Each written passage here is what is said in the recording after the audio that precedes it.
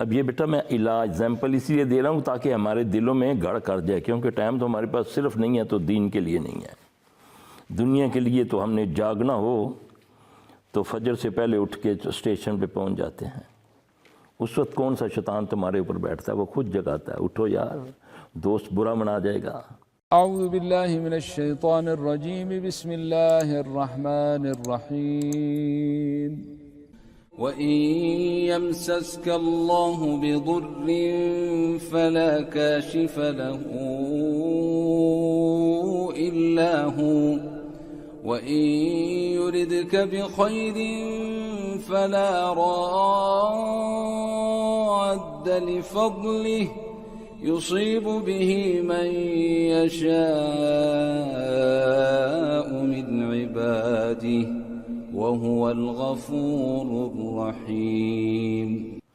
تم نہ ریسیو کرنے گئے تو ایئرپورٹ پہ ہوتا ہے نا، تو فجر کے وقت وہ اس کا جو ساری کائنات کا مالک ہے وہ بھی تو دوست بنا لو۔ کہتے ہو نا کہ اللہ کے ولی، اللہ کے ولی، تو تم اللہ کے دشمن ہو، تم بھی تو ولی بن سکتے ہو نا، وہ بھی تو، اس کو بھی دوست بناؤ نا۔ دوست تو وہ ہے نا جو جس کی بات مانتا ہے، تو وہ تو سب سے بڑا دوست ہے۔ کہتے ہیں نا انتا، اسی بقرہ کی 2 آخری آیتوں میں آگے کیا آتا ہے؟ انتا ولینا، تم ہی میرا دوست ہے، تم ہی ولی ہے۔ انتا ولینا فاغفر لنا وارحمنا وانتا خیر الغافرین۔ انتا ولینا، یہ دوسری آیت ہے۔ اس آیت کا ہے انتا مولانا فانصرنا علی القوم الکافرین۔ تو میرے بھائی، اللہ کی بات کو ماننا ہی اسلام ہے، نبی صلی اللہ علیہ وسلم کی بات کو ماننا ہی اسلام ہے۔ تو اس لیے یہ ساری چیزوں کے علاج بتائے ہیں۔ اب آپ کو جو اگر یہ وسوسے آتے ہیں، اس کا بھی علاج اللہ کے نبی صلی اللہ علیہ وسلم۔ اب وہ دیکھیں کہ کتنی قوت اللہ نے اس کو دی ہے کہ مسجد میں نبی صلی اللہ علیہ وسلم بھی موجود ہے، وہ انسان کے روپ میں آ کے صحابی کو ورگلا رہا ہے۔ تو میری اور آپ کی وقاحت کیا ہے؟ ہم کیا ہیں؟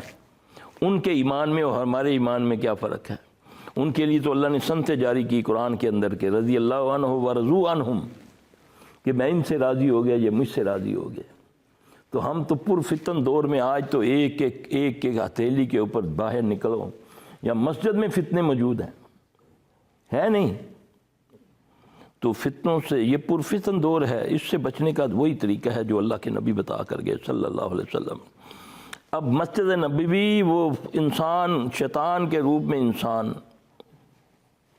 وہ صحابی کے دل میں اس کو طاقت دی نا، الذی یوسوس فی صدور الناس من الجنۃ والناس، ہے نا، کہ یہ کیا سینوں میں کیا ڈالتا ہے وسوسے، جن ہے یا انسان، ہاں جی۔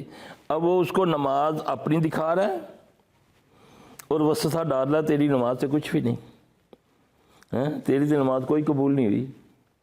ایسا ہوتا ہے نا، یہ وسوسے ڈالتا ہے نا۔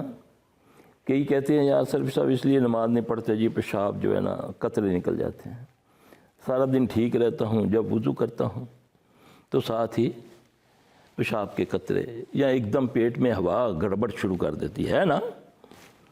نبی صلی اللہ علیہ وسلم جب نماز کے لیے کھڑے ہوتے نا، ہم تو پڑھتے ہیں نا اعوذ باللہ من الشیطان الرجیم، آپ صلی اللہ علیہ وسلم یہ جو تعوذ ہے اس طرح پڑھتے، اعوذ باللہ السمیع العلیم من الشیطان الرجیم من حمزہ ونفخہ ونفثہ۔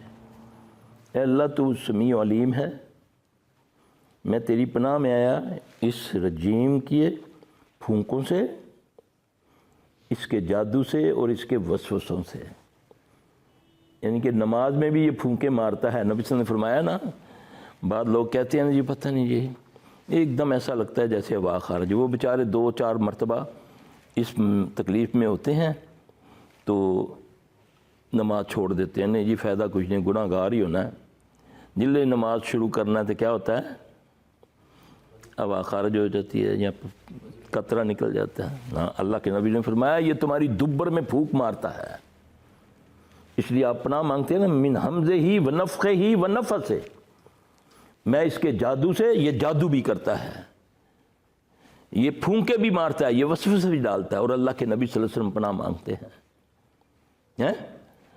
آپ نے فرمایا یہ تمہاری دبر میں پھونک مارتا ہے، یہ تمہارے پرائیویٹ پارٹ کو پکڑ کے کھینچتا ہے، تمہارے ذہن میں ڈالتا ہے، نچوڑتا ہے، تمہارے ذہن میں ڈالتا ہے کہ دیکھو تمہارا قطرہ نکل گیا.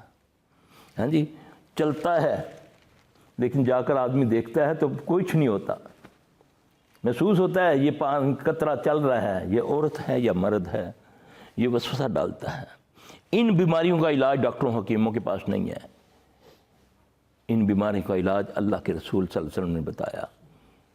جب تم وضو کرو، وضو کرنے کے بعد چلو پانی لے لو، عورت ہے یا مرد ہے، بوڑھا ہے یا جوان ہے، بچہ ہے یا بڑا ہے، چلو وضو کرنے کے بعد. ہم نے تو کئی چیزیں وضو میں خود ساختہ بنائی ہوئی ہیں. وضو میں جو اللہ کے نبی کو بتایا گیا صلی اللہ علیہ وسلم، جو جبرائیل نے وضو سکھایا، ہم نے تو اس میں اضافے کیے ہوئے ہیں. اس میں ہم نے گردن کا مسح کچھ اور ہے، ہم نے کچھ اور کیا ہوا ہے. جو تحقیق تو کرو کہ جو ہم ایسے کرتے ہیں یہ ثابت بھی ہے کہ نہیں. تو خود تحقیق کرے نا، میں تو بیان کر رہا ہوں، دعوے سے کہہ رہا ہوں. آپ تو چند لوگ ہیں، مجھے کروڑوں لوگ سنتے ہیں. تحقیق تو کر کے دیکھو نا. نوٹوں پر تو تحقیق کرتے ہو یار، 50,000 کا نوٹ دے گیا، ذرا دیکھی جیلی تو نہیں ہے. کبھی اس پہ تو کرو نا. یہ دلیل نہیں ہے کہ ہمارے باپ دادا ایسا کرتے آئے یا ہمارے بڑے ایسا کرتے آئے. بڑوں کا کرنا دلیل نہیں ہوتی. دلیل اسلام میں اللہ اور اس کے رسول کی بات ہوتی ہے. یہ ثابت ہے نا بخاری میں جو وضو کا طریقہ ہے. چلو لو پانی کا، وضو کرنے کے بعد اپنے آسن پر چھینٹا مار لو، اللہ کے فضل سے یہ بیماریاں دور ہو جائیں گی. جاؤ نہ پڑھو نہ جا کر حدیث میں. اس کو تو ہم نے بالکل لائٹلی لیا. ہاں جی، یہ کر دیا، یہ کر دیا، یہ کر دیا، یہ زیادہ. مسئلہ تو اور چیز ہے، کسی وقت اس پہ بھی دوں گا انشاءاللہ. مسئلہ یہ ہے کہ ہم نے نبی صلی اللہ علیہ وسلم کے طریقے کو اڈاپٹ کرنا ہے. ہاں، وہاں پر ہم دوسروں کو اڈاپٹ کریں گے، فالو کریں گے جہاں ہمیں نبی سے طریقہ نہیں ملے گا. جب ایک طریقہ نبی علیہ السلام کا موجود ہے، صحیح حدیث میں ہے، تو ہم کسی غیر نبی کی، کسی اور کی بات کو فالو کریں گے تو ہم گستاخی کریں گے نبی صلی اللہ علیہ وسلم کی. اب دیکھیں نا، حضرت عمر رضی اللہ تعالیٰ عنہ، تورات کے چند وارق ملتے ہیں آپ عمر کو رضی اللہ تعالیٰ عنہ کو. تورات کیا ہے؟ آسمانی صحیفہ ہے نا، نبی رسول پر اترا نا. جس پر کتاب اترتی ہے وہ رسول بھی ہوتا ہے، نبی بھی ہوتا ہے. موسیٰ علیہ السلام پر تورات اتری، قریب کا دور ہے نا، بڑا دور تو نہیں ہے نا. یعنی کہ یہودیت کے بعد عیسائیت کے بعد آیا نا اسلام. تو چند وہ ہے نا، زمانوں کی بات ہے نا. تو حضرت عمر رضی اللہ تعالیٰ عنہ ان پڑھ تو نہیں تھے نا، پڑھے تھے، فہم رکھتے تھے. آتے ہیں مجلس میں تورات کے ورقے لے کر اس کو پڑھنا شروع کر دیتے ہیں.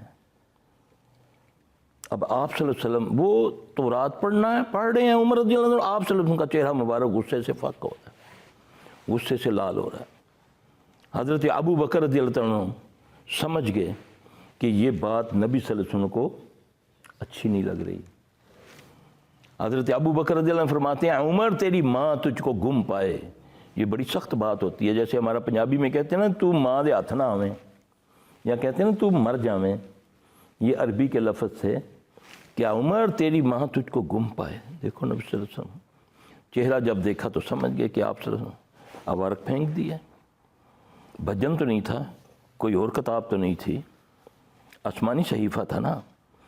آپ صلی اللہ علیہ وسلم ان سے مخاطب ایک دم عمر رضی اللہ عنہ کیا کہتے ہیں، رضیت باللہ ربا و بالاسلام دینا و بمحمد صلی اللہ علیہ وآلہ وسلم نبیا.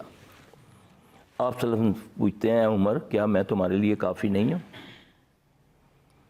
میں تمہارے لیے کافی نہیں ہوں، یعنی کہ قرآن کافی نہیں ہے تمہارے لیے. میری تو وہ شریعت ہے جس کی راتیں بھی دن کی طرح روشن ہے. آج تو میرا بھائی موسیٰ بھی آ جائے تو وہ میری اتباع کرے گا تو وہ نجات پائے گا. موسیٰ نبی تھے نا، رسول تھے نا. تو کہاں میں نے پتہ نہیں کیا کیا بنا رکھا ہے. نہیں جی، ہمارے فلاں نے کہا ہوا ہے، ہمارے فلاں نے یہ کہا ہوا ہے، ہمارے فلاں کا یہ طریقہ ہے.